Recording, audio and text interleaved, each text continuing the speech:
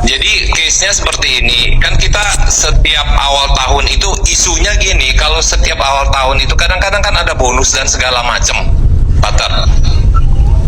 Itu kan kadang-kadang di awal tahun itu, karena saya nggak di Indonesia waktu itu, jadi saya otomatis kan ngikutin yang dari luar, kan luar itu biasanya akhir tahun ya. Nah itu gede sekali kan dapatnya. Kalau gede sekali itu saya harus ngasih, dan itu kalau saya ngasih itu rasanya bengek banget gitu loh. Dan kalau nggak ngasih, Pater, itu disindir terus dari depan sampai di bulan Februari. Dan keluarlah ayat-ayat yang menyatakan bahwa begini. Saya beban sekali, terus terang aja saya sangat terbeban di situ. Seringkali pendeta memantaskan diri untuk menjadi contoh dan mengartikan isi Alkitab, Romo. Kayak misalkan kita bahas buah sulung, perpuluhan, nah pendeta akan bilang bahwa lihatlah saya ini menjadi pendeta pun tetap ngasih perpuluhan dan ngasih buah sulung. Lihat, maksudnya saya diberkati sama Tuhan dengan jas mentereng dan kekayaan yang mentereng. Maksudnya itu kan jadi motivasi buat umat, Romo, untuk mengikuti cara hidup, pola pikir seperti itu. Ternyata salah sekali semua itu, makanya belajar gitu ya, belajar terbuka itu memang niat untuk belajar susah banget, tapi saya akhirnya bisa balik ke masuk gereja Katolik sekarang, bersyukur sekali gitu.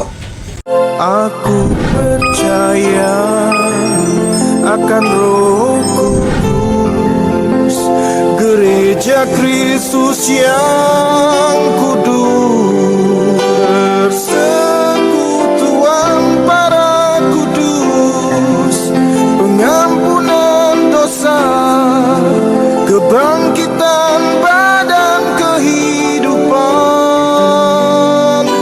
yang kekal.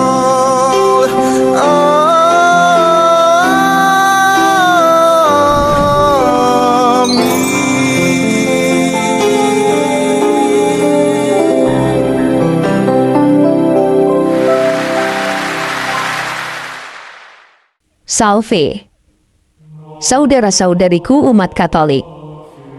Dalam teologi Gereja Katolik, makna perpuluhan dalam Perjanjian Lama dipahami melampaui sekadar angka atau pajak keagamaan, melainkan sebagai bentuk pengakuan kedaulatan Tuhan atas segala ciptaan. Prinsip dasarnya adalah seluruh tanah dan hasilnya merupakan milik Allah, sementara umat Israel hanyalah penata layan yang dipercayakan untuk mengelolanya. Melalui kitab Bilangan 18 ayat 21-24, Allah menetapkan perpuluhan sebagai mekanisme teokratis untuk menyokong suku Lewi yang tidak memiliki warisan tanah, agar mereka dapat fokus sepenuhnya pada pelayanan di kemah suci. Dengan demikian, perpuluhan menjadi simbol ketergantungan seluruh bangsa kepada pemeliharaan ilahi sekaligus dukungan konkret bagi keberlangsungan ibadat. Selain untuk urusan liturgis, perpuluhan dalam Perjanjian Lama mengemban misi keadilan sosial yang sangat kuat. Berdasarkan kitab Ulangan 14 ayat 28-29, perpuluhan dikumpulkan secara periodik bukan hanya untuk kaum Lewi, tetapi juga untuk pembantu orang asing, anak yatim, dan para janda. Tradisi suci gereja melalui para bapak gereja, seperti Santo Agustinus dan Santo Ambrosius, memandang praktik ini sebagai pedagogi atau latihan dasar kemurahan hati. Mereka mengajarkan bahwa perpuluhan adalah cara Allah mendidik umat agar tidak terbelenggu oleh keserakahan, karena dengan memberikan bagian yang menjadi hak kaum miskin, seseorang sebenarnya sedang melakukan tindakan keadilan yang mengakui bahwa Allah adalah sumber segala kelimpahan. Magisterium Gereja Katolik, melalui Katekismus Gereja Katolik dan Kitab Hukum Kanonik, lihat Kanon 222 pasal 1, melihat bahwa meskipun hukum seremonial tentang angka 10% tidak lagi mengikat secara hukum dalam Perjanjian Baru, substansi moralnya tetap abadi. Gereja menafsirkan nubuatan Nabi Maleakhi 3 ayat 8-10 tentang teguran bagi mereka yang menipu Allah dengan menahan persembahan, sebagai panggilan bagi umat beriman untuk bertanggung jawab atas misi gereja. Bagi magisterium, perpuluhan dalam Perjanjian Lama adalah bayang-bayang dari pemberian diri yang lebih sempurna, di mana umat saat ini dipanggil untuk menyokong pelayanan ibadat, karya kerasulan, dan amal kasih, bukan karena paksaan hukum, melainkan sebagai tanda syukur yang tulus atas berkat Tuhan. Pergeseran makna perpuluhan dari prinsip kasih karunia kembali menjadi hukum legalistik dalam beberapa denominasi Protestan modern seringkali berakar pada penerapan teologi kemakmuran atau prosperity gospel. Dalam model ini, perpuluhan tidak lagi diajarkan sebagai tanggapan syukur yang bebas, melainkan dikonstruksikan kembali sebagai investasi ilahi atau kewajiban kontrak untuk memancing berkat Tuhan. Para pendeta sering mengutip ayat-ayat perjanjian lama secara harfiah, seperti janji pembukaan tingkap-tingkap langit dalam Maleakhi. Beberapa pengkhotbah bahkan menciptakan tekanan psikologis bagi jemaat untuk memberi dalam jumlah besar. Dana yang terkumpul secara masif ini, jika berada dalam sistem gereja yang bersifat independen atau otonom, seringkali dikelola tanpa pengawasan hierarkis yang ketat, sehingga membuka celah bagi para pendeta Protestan dan aliran-alirannya itu untuk mencampur adukan aset gereja dengan kekayaan pribadi. Ketidakterbatasan otoritas dalam struktur gereja non-hierarkis Protestan dan aliran-alirannya itu menjadi faktor kunci yang memungkinkan dana umat digunakan untuk memperkaya diri dan kelompoknya.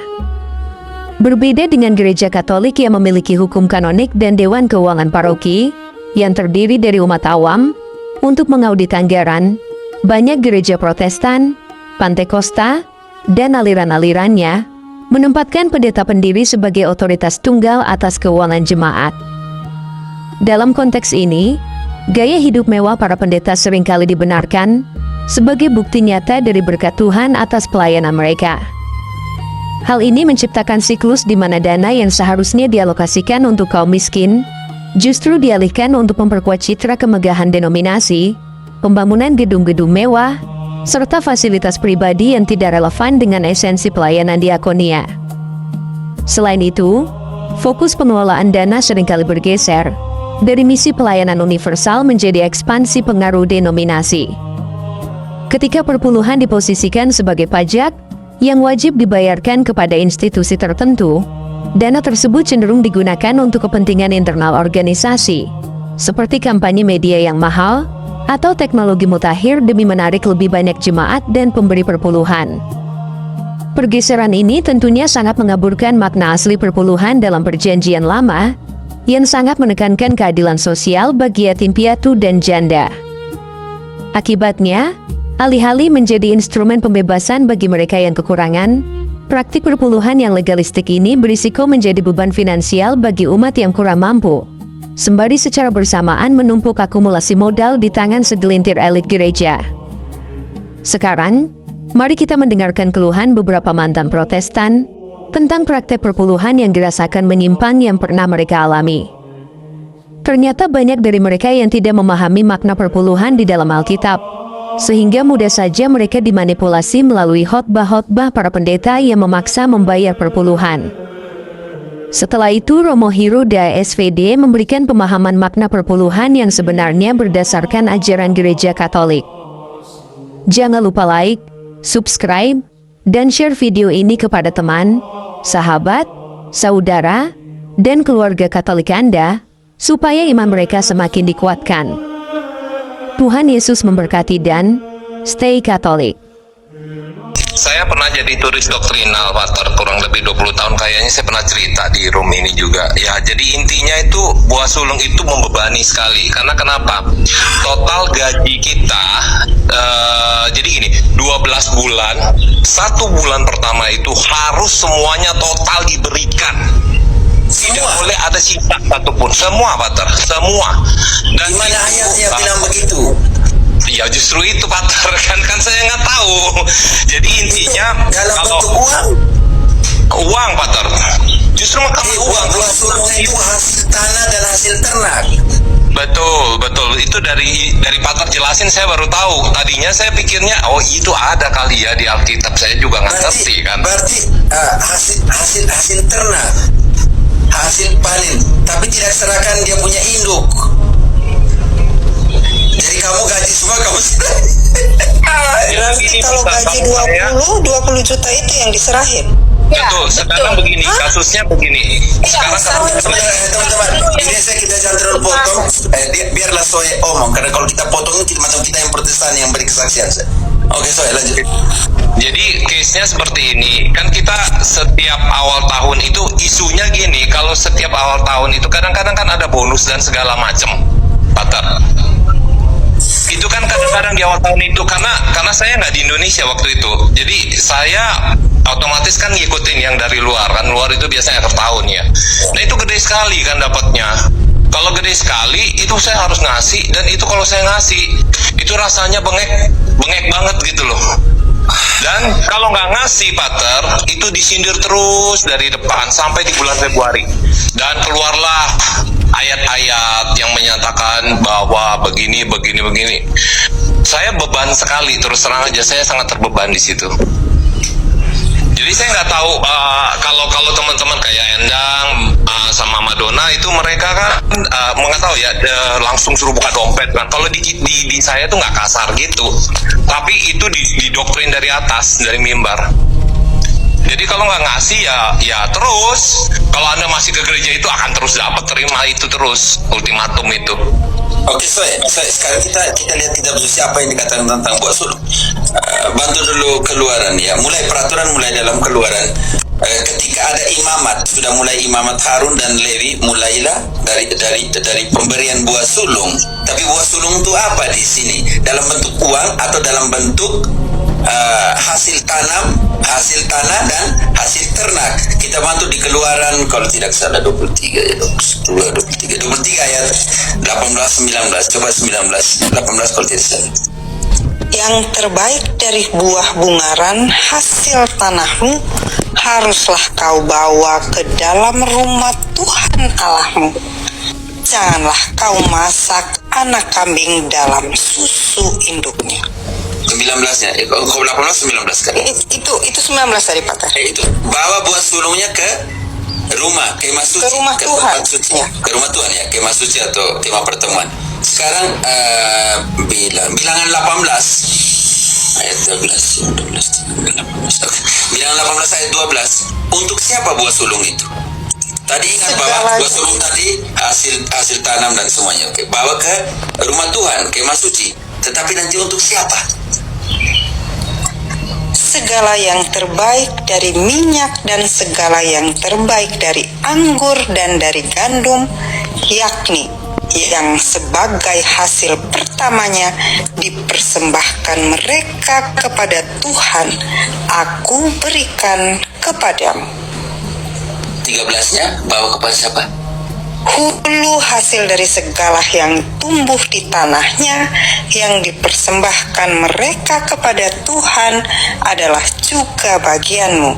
Tetapi orang yang tahir dari seisi rumahmu boleh memakannya. Siapakah mereka itu? Imam Lewi, Harun, bukan pendeta. Jadi, sekarang kau mengerti, buah sulung itu hanya ada di Perjanjian Lama. Perjanjian Lama, dan itu untuk siapa? Untuk orang Yahudi. Di dalam Perjanjian Baru, Yesus adalah buah sulung. Yesus adalah buah sulung di dalam Perjanjian Baru. Buat apa lagi kasih buah sulung? 1 Korintus 15 ayat 20, Yesus adalah buah sulung. Tetapi yang benar ialah bahwa Kristus telah dibangkitkan dari antara orang mati sebagai yang sulung dari orang-orang yang telah meninggal. Namanya primisia, sulung, buah sulung. Buat apa lagi kasih? Hukum Taurat sudah dibatalkan, Efesus 2 ayat 15. Buah sulung itu orang Yahudi punya peraturan hukum Taurat.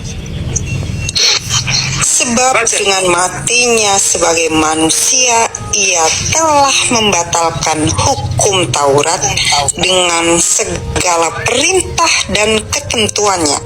Cukup, segala perintah dan ketentuan dibatalkan oleh Yesus dengan kematiannya di salib. Makanya pertanyaan saya, Bu Madonna, Soe, enak, mereka mempraktikkan buah sulung, persepuluhan, janji iman. Mereka ini orang Yahudi. Itu mereka pakai, tapi orang Yahudi mendoakan orang mati, mereka bilang tidak. orang yang punya Gehenna, yang Katolik bilang purgatorium, mereka bilang tidak, tetapi persempurnaan janji iman buat sulung mereka ambil dari Yahudi. Kan jadi lucu. Yang ini dipakai, yang itu tidak. Bagaimana? Oh, kalau tidak bawa disindir-sindir ya, Soe. Justru itu yang bikin stres kan, karena kan bawa ayat di depan, sementara kita duduk di bawah kan, kita dengerin kan mereka itu kan nggak seperti kita kan benar-benar udah menyiapkan bahwa kita itu menyambut tubuh dan darah Yesus. Itu enggak, mereka memang setahun, bukan sebulan sekali, dan kalau kita datang ya cuma mendengarkan khotbahnya, gitu loh. Nah di situ suka disindir. Kalau dia nggak sindir, itu ada asernya atau yang nyambut tamu itu yang suka mengingatkan gitu loh, Pater. Jadi gerah gitu loh, gerah kuping panas sama pantat juga panas di situ, terus terang aja.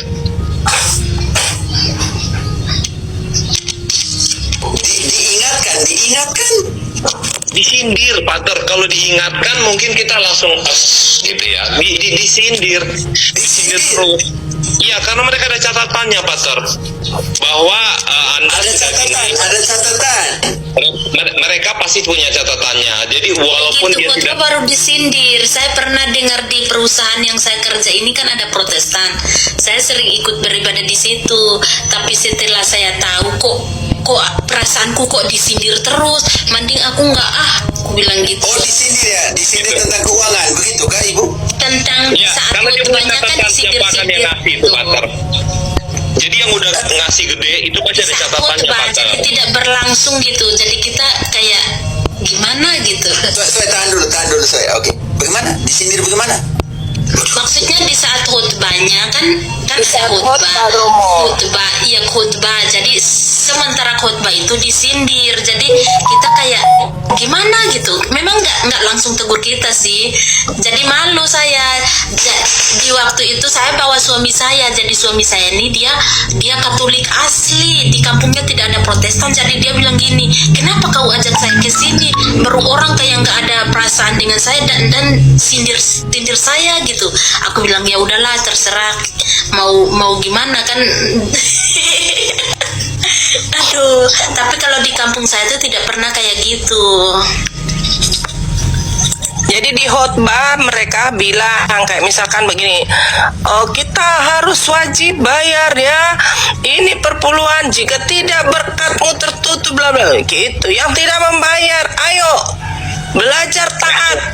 Rasain loh, mampus. Itu aja, Mbak Madoda. Saya nggak cuma itu aja. Semua penghasilan kamu, semua rezeki kamu akan dimakan oleh belalang pelahap, belalang pelompat, belalang, semua belalang di atas. Ya, Jadi saya dikhotbahkan gitu sindirannya di dalam khotbah, Romo. Jadi kita kan yang dengar merasa, aduh saya juga belum bayar ya. Ya saya bayar lah, daripada nanti ngocet terus nanti. Baru nanti kalau ada tamu datang, ada tamu misalkan pendeta tamu gitu, pendeta dari luar, tambah disampaikan ada yang belum bayar, dibilang lagi sama tamunya, tambah keras lagi ngomongnya. Itu ditagih kalau seumpamanya kalau kayak Natal atau untuk kunjungan itu ditagih satu kakak umpamanya seumpamanya seperti saya ini kerja di perusahaan, gaji HK itu per hari itu berapa, jadi seumpamanya 150 gitu. Nah setiap per orang yang itu kewajiban, setiap per orang harus yang HK satu hari itu harus dikasih gitu. Tapi itu ditagih setelah habis gajian. Pater masih mute. Berarti selama 30 hari HK tiap hari itu dipotong. Tidak setiap hari, Romo. Itu hanya seumpamanya HK satu hari 150 gitu. Nah, harus 150 itu kita harus kasih karena ada kunjungan katanya ini Romo dari ini Romo lagi kan sudah terbiasa, maaf Romo. Pendeta. Ya, ini pendeta dari luar, kita harus biayain gini-gini gitu. Itu mau nggak mau ya ditagih datang ke rumah, jadi ya mau nggak mau harus iya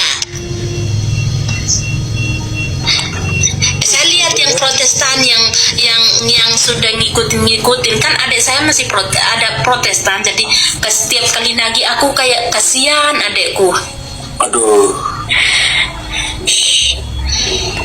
Saya waktu itu ingat Mbak Endang pernah cerita, karena kan dia kan nggak punya gaji ya, dia kan punya income total. Saya pernah ribut dulu waktu itu dengan PS-nya, karena saya tanya itu gimana kalau kita kan kalau bekerja kita udah pasti ada gaji, tapi kalau kita berusaha itu kan belum tentu itu menjadi keuntungan yang masuk ke kantong kita. Digampanginnya begini, Pater. Ya udah hitung aja penghasilan kamu itu selama sebulan untuk perpuluhan ya. Langsung potong 10%. Saya bilang bisa rugi bandar dong, bisa bangkrut dong kalau begini hitungannya. Penghasilan, Pak. Saya mengerti nggak? Penghasilan. Iya, Jadi Kak. penghasilan diambil 10% belum tentu untung gua 10% kok diambil semua.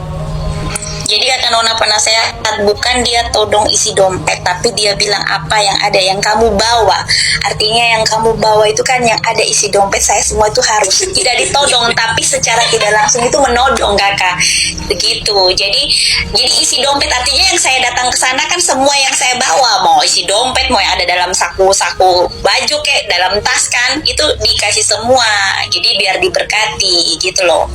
Jadi biar pemahamannya tidak salah. Artinya kan saya bawa dompet, buangnya ada dalam dompet, otomatis yang ada di dalam dompet saya harus kasih semua gitu loh. Terus Kak Endang, setelah dikeluarin diberkati dikembaliin gitu atau tidak? Jadi prinsipnya mereka analogi sederhananya atau secara logika kalau kita paham ya. Jadi ketika kita ngasih semua nanti jadi dengan keyakinan mereka bahwa akan dibalas semua dan itu akan menjadi masuk kerajaan surga dan diberkati gitu loh maksudnya. Jadi paham dong. Jadi paham dong karena penasehat kalau terbuka. Jadi bawa ayat juga kalau Ya, kita beri jadi bawa ayat. kitab langit terbuka, perbendaharaan Ya. Tuhan tercurah pada kita Malaikat mengalir berapa dari pakai surga. ya. Jangan satu dulu. Malaikat 3 ayat 7 sampai 10. Seluruh. Adik saya bantu langsung ke, kalau kamu tidak beri di ayat 9-10-nya langsung. Malaikat 3, 9-10 langsung. Kamu telah kena kutuk, tetapi kamu masih menipu aku. Ya, kamu Baca dari seluruh ayat 5, bangsa. baca dari ayat 5, baca dari 5. Semua mengerti? Kenapa kamu kena kutuk? Karena kamu tidak bayar persepuluhan dan persembahan yang lain. Exactly. Aku akan mendekati kamu untuk menghakimi dan akan segera menjadi saksi terhadap tukang-tukang sihir, Ayat orang-orang 7 berzina. 7 sampai 10. 5 nanti menghakimi. 7 sampai 10 dulu. Sejak zaman nenek moyangmu, kamu telah menyimpang dari ketetapanku dan tidak memeliharanya. Kembalilah kepadaku, maka aku akan kembali kepadamu. Firman Tuhan semesta alam. Tetapi kamu berkata, dengan cara bagaimana kami harus kembali? Bolehkah manusia menipu Allah? Namun kamu menipu aku. Tetapi kamu berkata, dengan cara bagaimanakah kami menipu engkau? Mengenai persembahan persepuluhan dan persembahan khusus. Oke, persembahan persepuluhan dan persembahan khusus. Lanjut. Kalau kamu tidak bayar, kalau kamu tidak antar ke tempat suci, ke kemah suci atau bait suci, apa yang terjadi? Kamu telah kena kutuk, tetapi kamu masih menipu aku. Ya, kamu seluruh bangsa. Bawalah seluruh persembahan persepuluhan itu ke dalam rumah perbendaharaan, supaya ada persediaan makanan di rumahku. Tahan dulu. Supaya ada persediaan makanan atau uang di situ? Persediaan makanan, Patar. Makanan. Oke, lanjut. Supaya ada persediaan makanan di rumahku, dan ujilah aku. Firman Tuhan semesta alam, apakah aku tidak membukakan bagimu tingkap-tingkap langit dan mencurahkan berkat kepadamu sampai berkelimpahan? Aku akan menghardik kamu belalang. Aku akan menghardik bagimu belalang pelahap, supaya jangan dihabisinya hasil tanahmu, dan supaya jangan pohon anggur di padang tidak berbuah bagimu. Oke, tahan dulu. Engkau tahan satu dengan kertas di situ di Malaki 3. Ya, Pater. Engkau lari ke Ulangan 26 ayat 12. Siapa yang harus mendapat persepuluhan? Siapa yang harus mendapat persembahan Apabila persepuluhan dalam itu? tahun Tahan dulu, pelan-pelan dulu. Jadi sampai saya suruh baca. Oke, yang pertama, siapa yang akan memperoleh, 4 golongan yang akan memperoleh persepuluhan, tetapi persepuluhan itu diserahkan dalam tahun keberapa, dan itu adalah hasil dari apa? Silakan. apabila dalam tahun yang ketiga, tahun persembahan persepuluhan, Tahan di situ. engkau sudah Tahan dulu, tahan dulu. Endang, Madonna, penasehat, Zoe, ingat bahwa persepuluhan itu diserahkan ke bait suci pada akhir tahun ketiga. ketiga. Yang kalian persepuluhan di kampungnya kalian punya denominasi itu tiap hari apa? Tiap minggu apa? Tiap Tiap bulan. bulan apa? Pater. Dengan sendirinya sudah bertentangan dengan kitab suci di sini. Pada tahun ketiga baca kembali. Apabila dalam tahun yang ketiga, tahun persembahan persepuluhan, engkau sudah selesai mengambil segala persembahan persepuluhan dari hasil tanahmu, maka haruslah engkau memberikannya kepada orang Lewi, orang asing, anak yatim, dan kepada janda, supaya mereka dapat makan di dalam tempatmu dan menjadi kenyang. Artinya dalam tahun keberapa? Tahun persembahan persepuluhan? 3, akhir tahun ketiga. Akhir tahun ketiga. Ini penting. Untuk siapa saja? Lewi, orang asing, anak yatim, janda. Janda. Diulangi kembali dalam Ulangan 14. Dalam Ulangan 14, 28, 29 diulangi kembali, dijelaskan lebih spesifik bahwa akhir tahun ketiga, bukan tiap bulan. Pada akhir 3 tahun, engkau harus mengeluarkan segala persembahan persepuluhan dari hasil tanahmu. Hasil apa? Hasil tanahmu. Uang? No, enggak ada di Hasil sini. tanah. Hanya 2 kelompok yang antar persepuluhan. Peternak dan petani. Yesus tidak antar persepuluhan karena ayahnya Yosef Tukang kayu, kayu. Para rasul tidak bayar persepuluhan karena mereka adalah nelayan. Jangan kau tambah-tambah lah. Yang tidak dalam kitab suci kamu pasang. Jadi kesian. Lanjut. Maka orang Lewi, karena ia tidak mendapat bagian milik pusaka bersama. Maka siapa? Orang Lewi. Imam Lewi. Maka orang Lewi. Maka Imam Lewi, karena ia tidak mendapat bagian milik pusaka bersama-sama engkau dan orang asing, anak yatim dan janda yang di dalam tempatmu, akan datang makan dan menjadi kenyang, supaya Tuhan Allahmu memberkati engkau di dalam segala usaha yang dikerjakan tanganmu. Supaya 4 golongan itu makan dan menjadi Kenyang. Berapa anak yatim menjadi kenyang di Protestan? Berapa janda? Berapa orang asing datang makan persepuluhan yang ada di dalam denominasi Protestan? Kesian.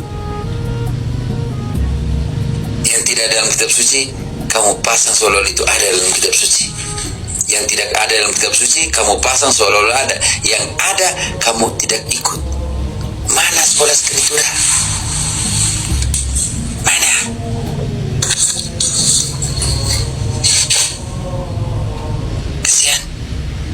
Yana. Mana? Pendeta, kamu ada hak persepuluhan ambil dari mana? Kamu bukan Imam Lewi kok. Oh ya, kami kan perjanjian baru. Kamu juga bukan Imam Ritus Melkisedek. Sedangkan Ritus Melkisedek imam-imam Katolik punya hak persepuluhan tapi tidak tuntun. Berapa kali khotbah, berapa kali pengumuman gereja suruh jangan lupa persepuluhan karena imam-imammu punya hak, karena mereka menerima persepuluhan karena mereka adalah imam-imam Ritus Melkisedek, seperti Abraham menyerahkan persepuluhan kepada Melkisedek. Dia adalah imam dari Allah yang Maha Tinggi. Tidak ada. Shalom Romo, selamat pagi. Ayo Tauriel, ini juga Protestan. Silakan Ya. Protestan Tauriel. Ya kalau saya sih yang dikatakan teman-teman semua benar semua Romo, karena saya udah keliling-keliling denominasi gereja Protestan juga ya, lama juga di Tiberias sama kayak Bu Madonna sepertinya. Nah itu memang itu perpuluhan itu nggak dipaksakan tetapi ditakut-takuti Romo. Jadi kalau ada umat yang ya ditakut-takuti, berarti kalau yang nggak ngasih nanti ya akan hartanya akan dihabiskan oleh belalang pelahap, itu pasti. Dan seringkali pendeta itu memantaskan diri untuk menjadi contoh dan menerima perpuluhan itu. Dan yang paling sering dilakukan adalah doanya ada ketika ada amplop yang berisi perpuluhan itu, yang ingin memberikan perpuluhan harus angkat supaya orang-orang yang lain tuh, umat yang lain melihat, terus memotivasi juga, lalu didoakan kalau ini perpuluhan ini akan dibalaskan 100 kali lipat, 1000 kali lipat, 10.000 kali lipat oleh Tuhan, seperti itu. Nah kalau ayatnya nggak ada ya kita memang nggak ngerti ayat sebagai umat karena nggak diajarin ke situ Romo. Makanya saya berkali-kali terima kasih untuk pengajaran di Romo ini juga sama teman-teman Katolik yang selalu mengajarkan ini loh ajaran Alkitab yang benar gitu. Kalau dibilang kasihan sekarang juga sebenarnya saya kasihan sama teman-teman yang masih di sana, saudara-saudara juga masih yang di gereja sana, saya kasihan. Tapi balik lagi ya mau belajar atau enggak itu aja. Makasih. Tauriel, itu Injil kemakmuran mereka selalu pakai itu Markus 10. Ya Markus 10 ayat 28-29 kalau tidak salah, yang memberikan semuanya, ladang, istri, anak, semua akan menerimanya 100 kali lipat di sini dan juga di sana. Rusak. Iya betul Romo. Ya itu juga. Baca ini Buah sulung juga dipaksakan, nggak dipaksakan secara literal, tapi ditakut-takuti Romo. Karena pendeta seringkali baca ayatnya ini dulu. lihatlah saya. Ini ayat yang Oke. kau jelaskan dari ayat ini Markus 10. Setiap kali sebut ayat tolong dibaca. Berkatalah Petrus kepada Yesus, kami ini telah meninggalkan segala sesuatu dan mengikut Engkau. Jawab Ayat 29. Yesus. Sekarang jawab Yesus. Jawab Yesus, aku berkata kepadamu, sesungguhnya setiap orang yang karena aku dan karena Injil meninggalkan rumahnya, saudaranya laki-laki atau saudaranya perempuan, ibunya atau bapaknya, anak-anaknya atau ladangnya, orang itu sekarang pada masa ini juga akan menerima kembali 100 kali lipat. Rumah, saudara laki-laki, saudara perempuan, ibu, anak, dan ladang, sekalipun disertai berbagai penganiayaan Ya, dan itu yang bagian ini mereka tidak baca. Sekalipun disertai dengan penderitaan dan penganiayaan. Berapa pendeta yang menderita? Berapa martir di dalam Protestantisme? Dan lebih lucunya, itu pernyataan Yesus kepada para rasul, bukan kepada para pendeta Tauriel. Engkau bisa mengerti? Paham, mengerti Romo? Mengerti. Ya, lanjut. Seringkali pendeta memantaskan diri untuk menjadi contoh dan mengartikan isi Alkitab Romo. Kayak misalkan kita bahas buah sulung, perpuluhan, nah mereka pendeta akan bilang bahwa lihatlah saya ini menjadi pendeta pun tetap ngasih perpuluhan dan ngasih ngasih buah sulung. Lihat, maksudnya saya diberkati sama Tuhan dengan jas mentereng dan kekayaan yang mentereng. Maksudnya itu kan jadi motivasi buat umat, Romo, untuk mengikuti cara hidup, pola pikir seperti itu. Ternyata salah sekali semua itu, makanya belajar gitu, ya, belajar terbuka itu memang niat untuk belajar susah banget, tapi saya akhirnya bisa balik ke masuk gereja Katolik sekarang, bersyukur sekali gitu. Aku percaya akan Roh Kudus, gereja Kristus yang